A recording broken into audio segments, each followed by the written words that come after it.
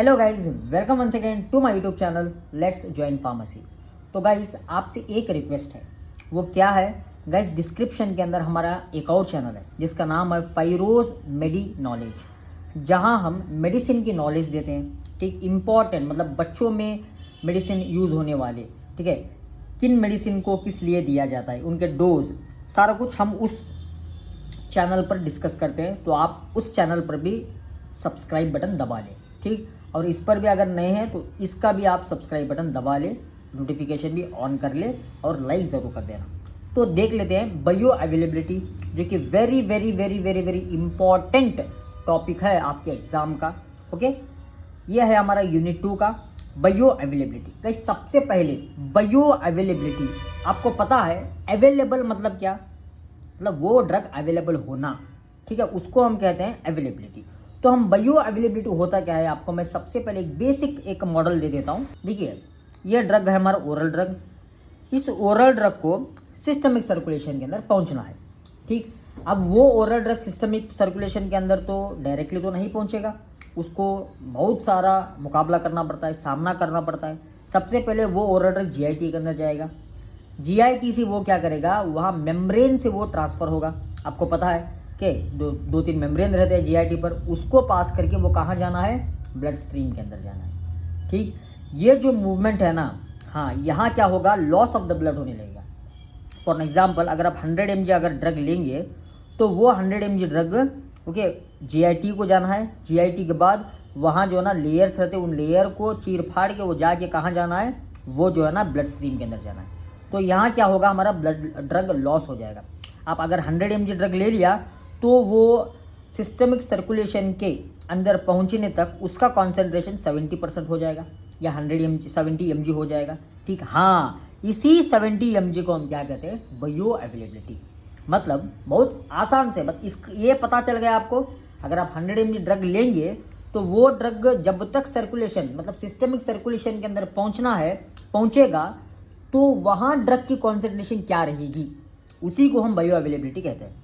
देखिए, it is defined as the rate and extent of absorption of unchanged drug from its dosage form and become available at the site of action.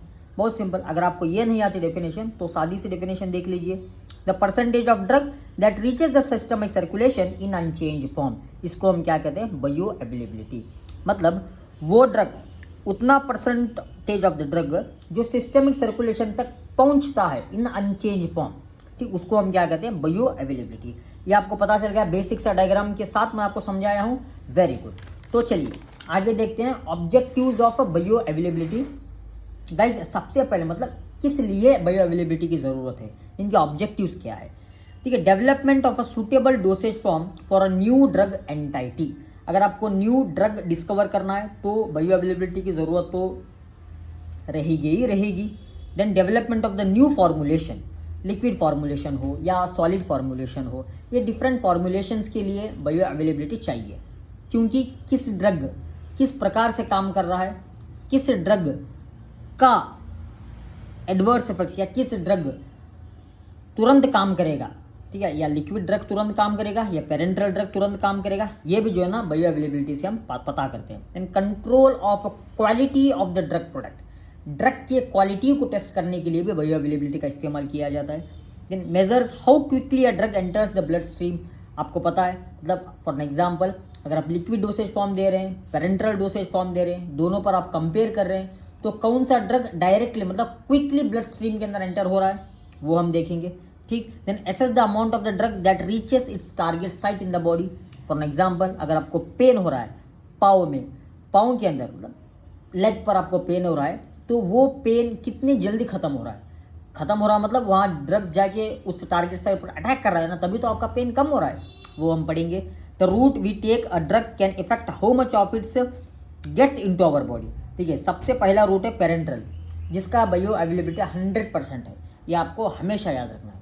Parenteral route अगर आप direct ivy से देंगे, intravenous route, ये देखिए मेरे नस दिख रही है आपको, डायरेक्ट अगर आप आईवी देंगे तो वो क्या होगा, डायरेक्टली कहाँ जाएगा, ब्लड स्ट्रीम के अंदर जाएगा, वो बाईपास करेगा फर्स्ट पास मेटाबॉलिज्म को, क्योंकि वो लीवर से नहीं जाता, क्योंकि ये आईवी जो है ना डायरेक्टली, ये ड्रग डायरेक्टली कहाँ जाता है, ब्लड स्ट्रीम के अंदर जाता है और तुरंत एक्शन दिखा देता है, ठीक। तो पेरेंट्रल ये सबसे इसका बायो अवेलेबिलिटी एकदम मैक्सिमम है। देन ओरल, ओरल के बाद रेक्टल आता है, उसके बाद में एट लास्ट टॉपिकल रूट। मतलब ये बेसिक मैंने आपको बता दिया है। नेक्स्ट हम बात करेंगे दो इम्पॉर्टेंट सब टॉपिक्स ऑफ बायो अवेलेबिलिटी, जो है absolute and relative bio availability. 2 marks के अंदर फिक्स क्वेश्चन है ये, 5 मार्क्स में भी पूछा जाता है। अब्सोल्यूट बायो अवेलेबिलिटी गाइज समझने की ज़रूरत है आपको।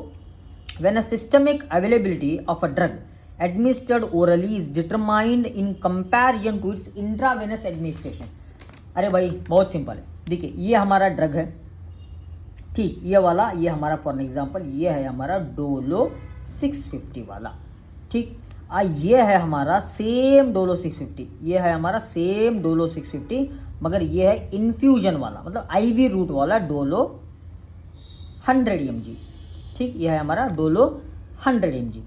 हाँ, इन दोनों के बीच में हम क्या करेंगे, कंपैरिजन करेंगे। क्या करेंगे, कंपैरिजन। इन दोनों के बीच में कंपैरिजन करेंगे।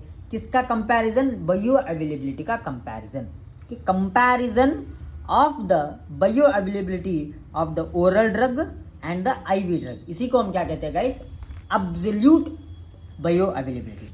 When the systemic availability of the drug administered orally is determined in comparison to with the IV। बहुत सिंपल है। Then it is denoted by the symbol F, capital F से इसको डिनोट किया जाता है।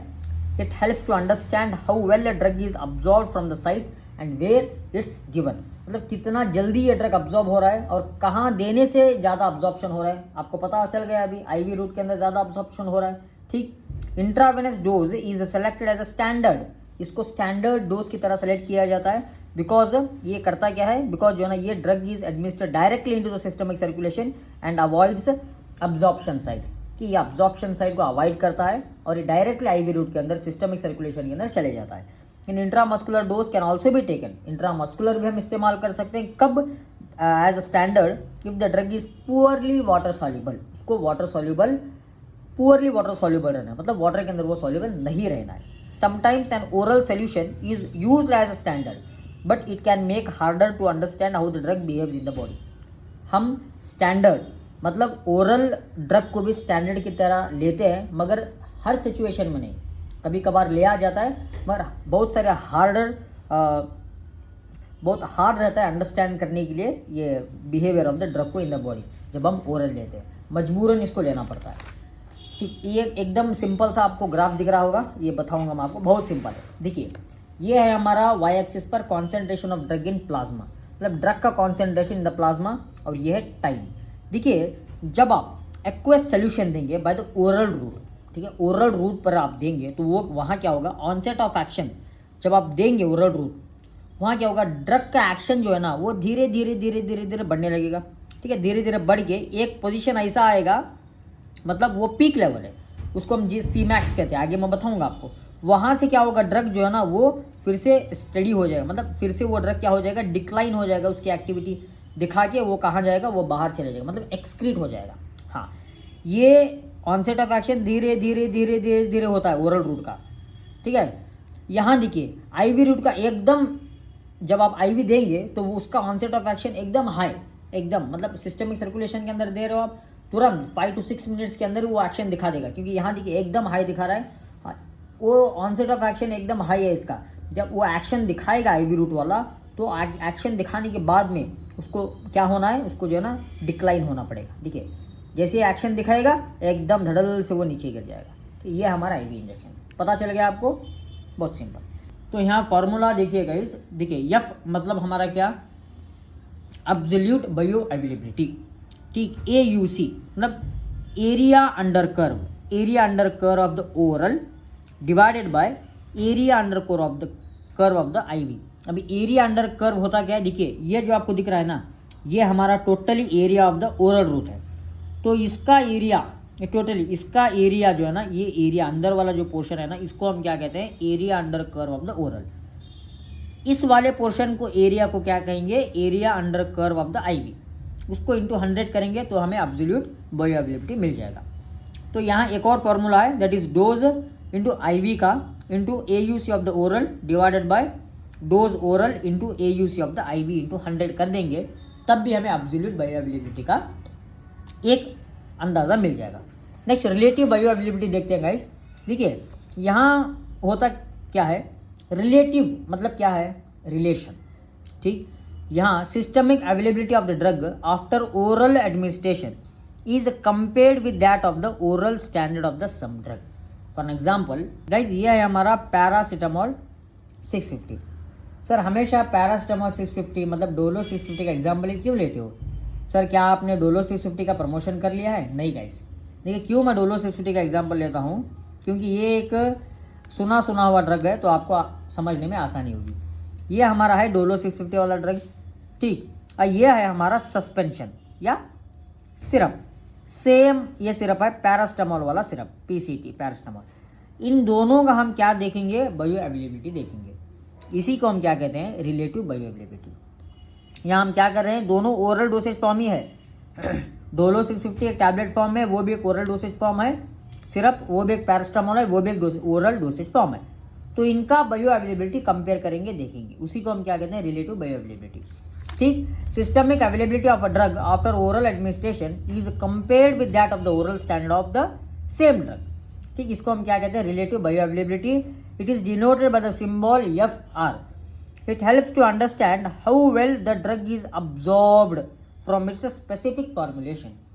ओके, वो oral dosage form के अंदर बहुत सारे बेसिक ड्रग्स रहते हैं, जैसे कि आपने सिरप ले लिया या फॉर एग्जांपल आपने कैप्सूल ले लिया, टैबलेट ले लिया, सस्पेंशन ले लिया, इमल्शन ले लिया, ये सभी क्या है, ये हमारे different types of the formulation है। तो इनके अब्जॉर्प्शन को स्टडी करने के लिए हम रिलेटिव बायो अवेलेबिलिटी का इस्तेमाल करते हैं। Formula relative bio availability that is FR is equal to dose of the standard into AUC, area under curve of the reference.